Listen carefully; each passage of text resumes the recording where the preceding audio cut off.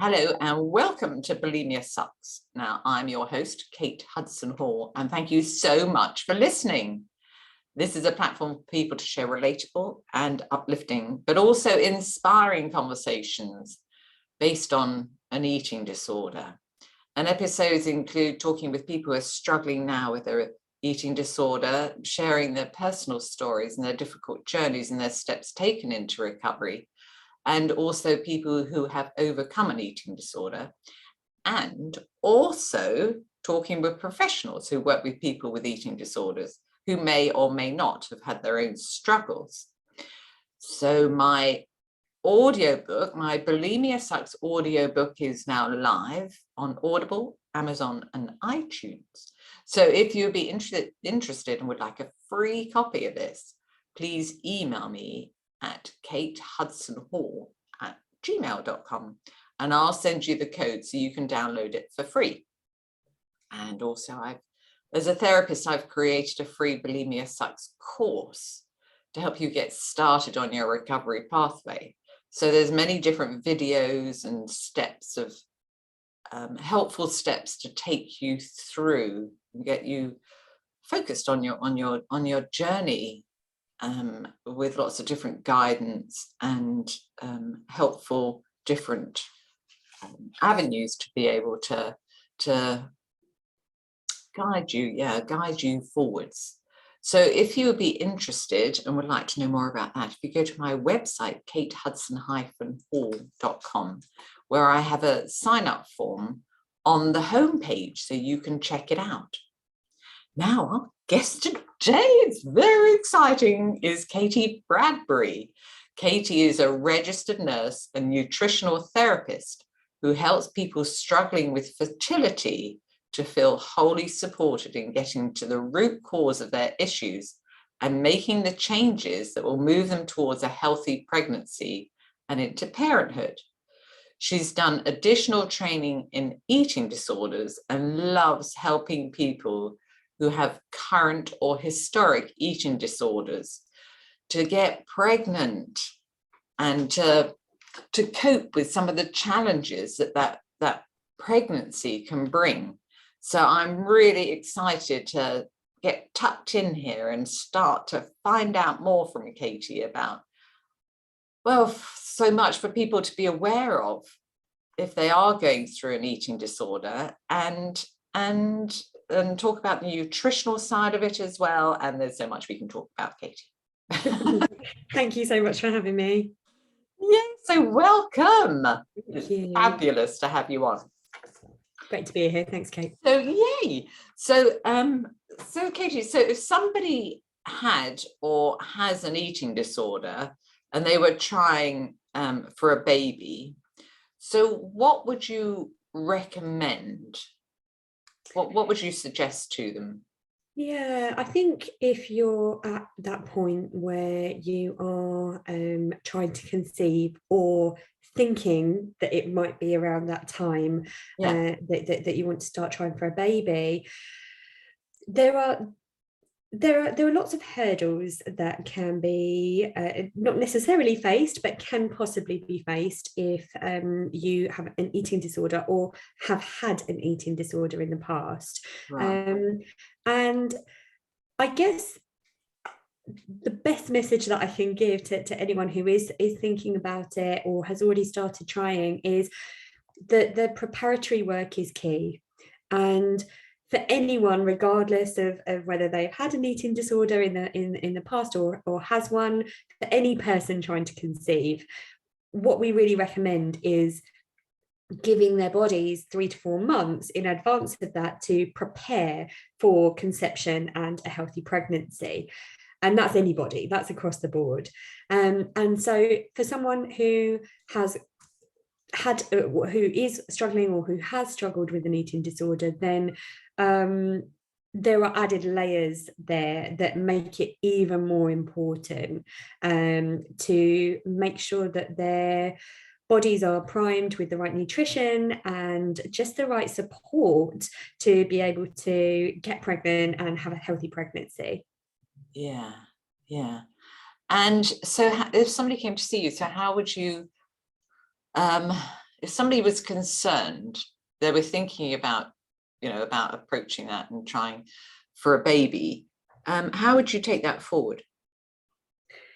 Yeah, so my one-to-one work is really individualized, and so there is no one size fits all approach. And so if somebody came to me, most of the time, if I was working with someone with an eating disorder, it would be that they already had that awareness. They already knew that they had an eating disorder, because that can be a whole spectrum in itself, right? And I've also worked with people where they didn't know they had an eating disorder, and it was only when I started working with them that I realized that they had an eating disorder. And that's a tricky one to navigate, because if you don't know, it's hard, right? And there's a, as you said in our little discussion earlier, so many people have eating disorders, and there's a whole long spectrum of that awareness. So thinking about people who already know that they have or have come out the other side of an eating disorder, then we would sit down together and we would do a really personalized assessment. So I always have a general health history questionnaire that we sit and go through for every single client. And then for anyone with eating disorders, we then have an additional session where we focus solely on their eating disorder, how that presents for them, and what the history of it is, what the triggers are, and really the messaging that they have from to themselves, and the way that their eating disorder speaks to them, because we need to just tread with so much caution, and what works for one person is not going to be what works for another. And I suppose one of the avenues you would go down is to look at the nutritional side of it. Absolutely. So we would always be thinking about how nutrition, optimizing nutrition really for that person, because we know that to create a healthy pregnancy, there are certain nutrients that need to be taken into account, and also certain nutrients that are more likely to be depleted in certain situations. So to give an example, if someone has and again, this is going to be different for everybody, but for some people I work with, there's a real fear around fats, and so fats are scary. And fats, the fats are actually one of the three main food groups, right? And so in terms of the macronutrients, we have carbohydrates, protein, and fats, and that makes them an essential part of our diet. Now the whole spectrum of fats again is a big one, and there are fats that are amazing for our bodies and fats that are really not very good for our bodies. Absolutely. Yes. And so we do a lot of work around that, but it's all very well and good me saying, oh, okay, eat more healthy fats in your diet, and then for that person to come away from a session feeling terrified about how they're actually going to implement that. And so we need to just work together, and for some people it might be really taking baby steps and talking through exactly what that looks like. But fats, for example, are to just carry on with this, because it's a bit fats in themselves are a big topic, but fats are we need to have enough good fats in our diet in order to produce cholesterol. And cholesterol, the good type of cholesterol, HDL cholesterol, is the precursor to our sex hormones like progesterone. And so we need to have enough of that good cholesterol in order to even produce those sex hormones in the first place. Okay. And so that's a really important part of the equation. And then the other part of fats is around the fact that we need to have adequate healthy fats in our diet to be able to absorb the fat soluble vitamins, because vitamins are divided into water soluble, which are your B vitamins and vitamin C, and the fat soluble, which are vitamins A, D, E, and K. Oh. And vitamins, they're all essential, but vitamins A, D, E, and K cannot be absorbed properly. Even if you ate those vitamins, unless you've got adequate fat in your diet, good fat, then you won't absorb. They'll just go straight out the other side again, and they won't be utilized. So that's an example of how that might play out. Okay.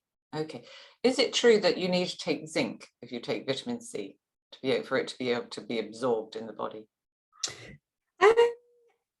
So no. If really what we think about is just having, you don't necessarily need to take it as a supplement, but as long as you've got enough Okay.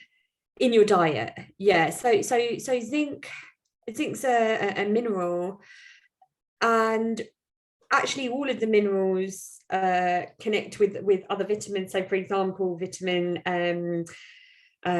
C, you need to have enough vitamin C to be able to absorb iron, and with regards to zinc and copper have to be in a good balance with one another.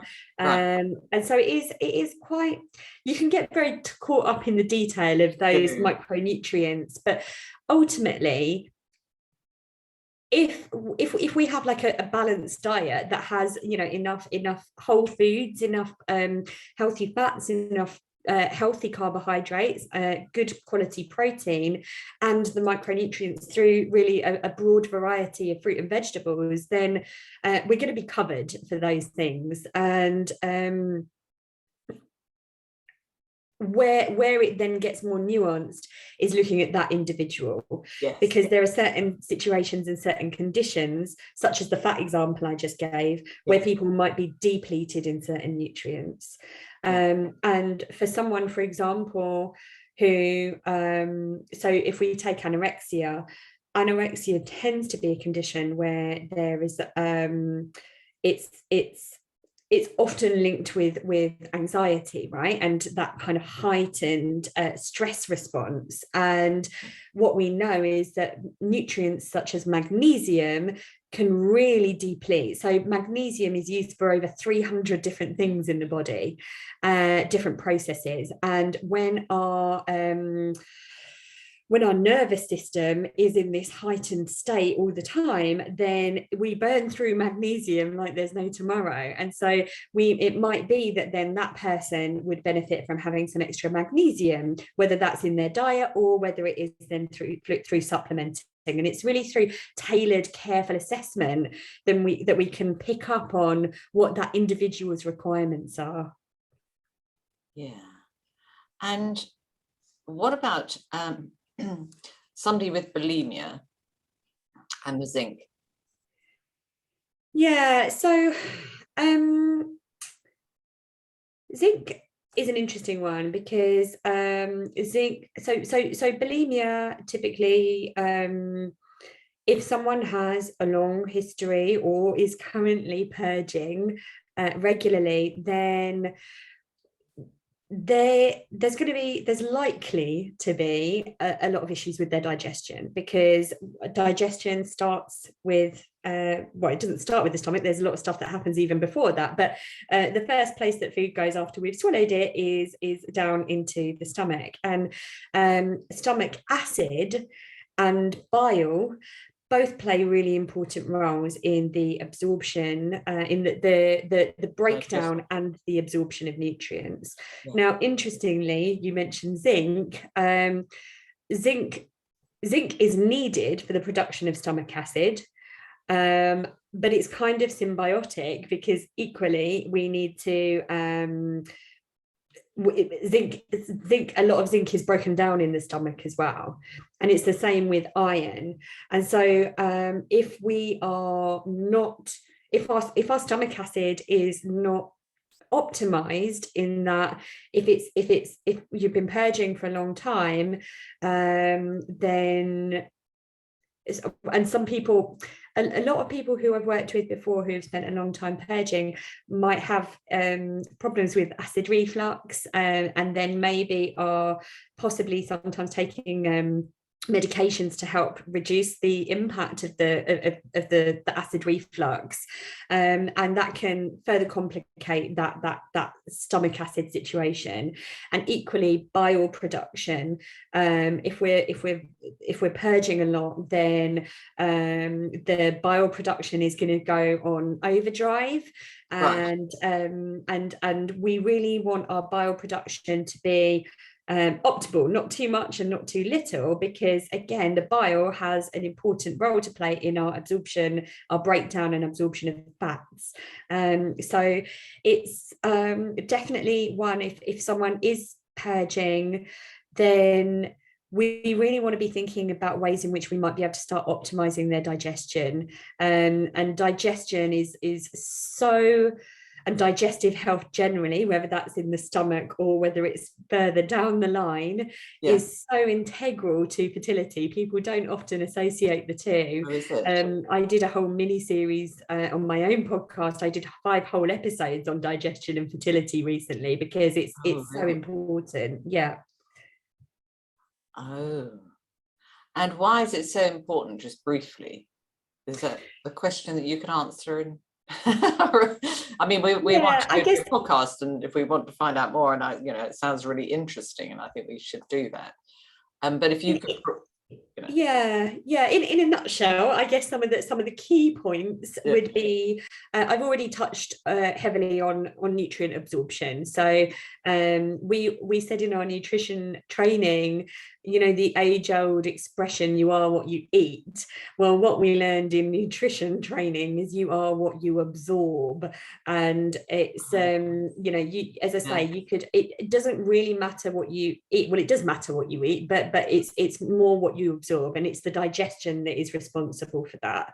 So that's the first reason. And then another couple of reasons are that if we're thinking about further down into the intestines, it's, again, that's where a lot of the absorption takes place, but it's also where our microbiome lives. So in our large intestine, our microbiome, which is all of the wonderful microorganisms that live happily in our gut, and play, outnumber our own human cells by something like 100 to 1.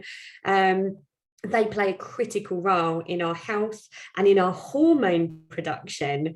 And so if our microbiome is out of whack, then the fertility can be impacted. So somebody's been on antibiotics or something like that.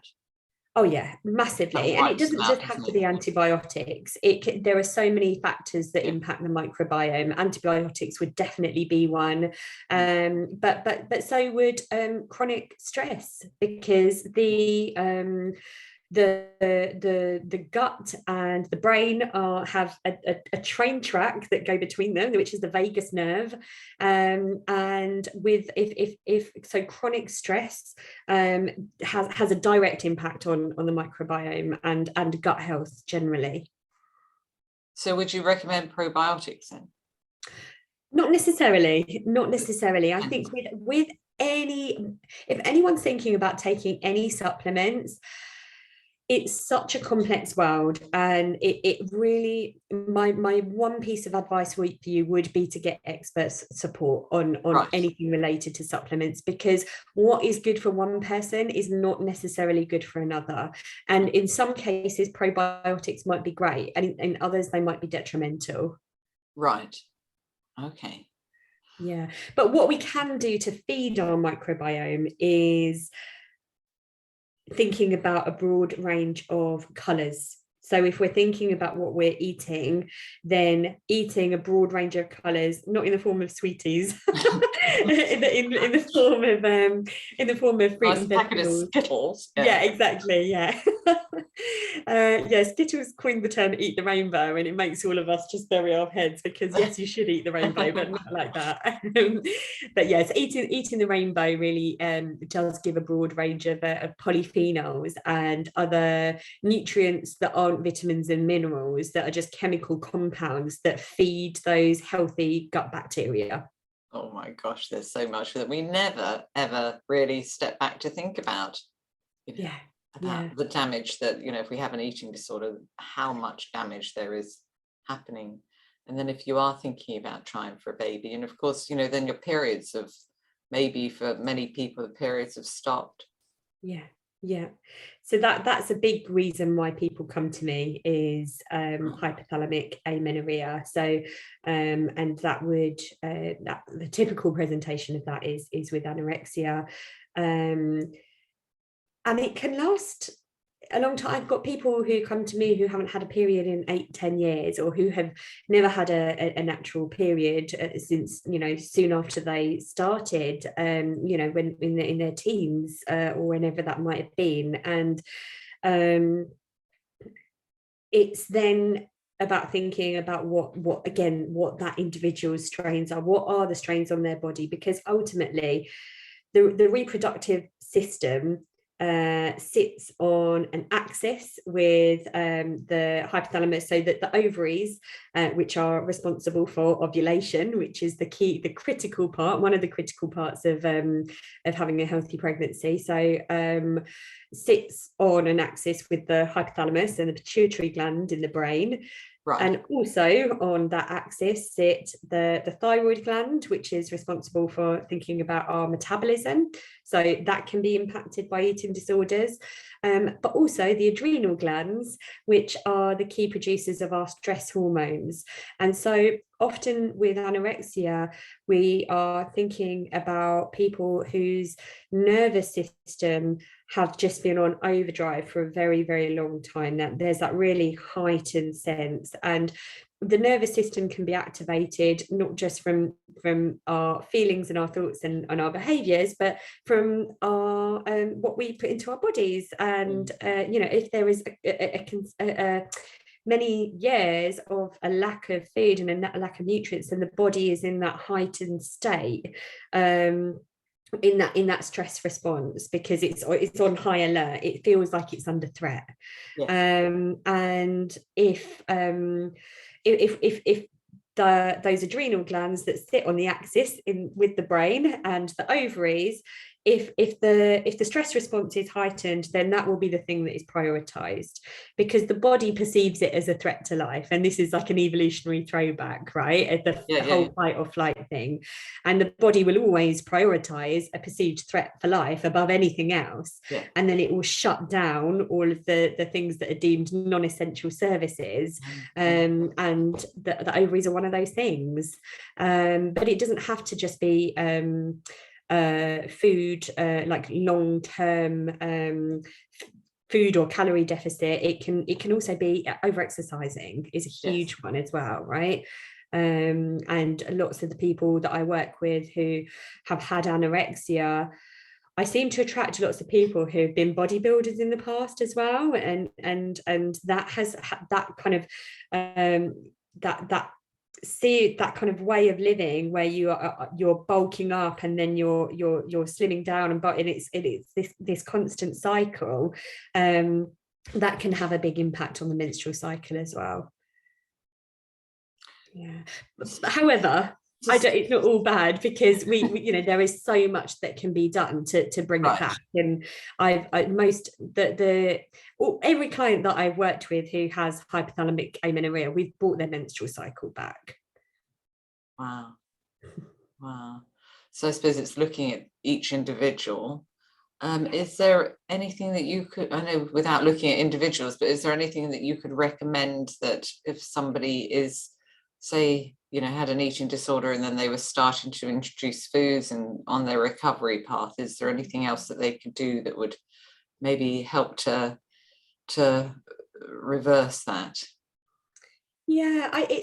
It's got to be a combination approach, and it's never one thing or another, but having that sense of getting a broad array of nutrients. So I spoke earlier about the 3 macronutrients, the fats, the carbohydrates, and the proteins. They are all so important. They all have their own reasons for why they're important. And I know that for some people they might be scared of fats, but other people are terrified of carbs as well, right? And carbohydrates, and when I say carbohydrates, it doesn't just have to be breads and pasta and all of these kind of foods. It can be like vegetables contain carbohydrates, beans and legumes and chickpeas and all of those nice foods contain lovely carbohydrates, and they all contribute to feeding that gut microbiome that I spoke about earlier. So having a broad array of carbohydrates, healthy carbohydrates, is a great place to start, and often the body's quite comforted by that as well. And it's around, ultimately, I think the take-home message that we're wanting to give to our bodies is, it is safe.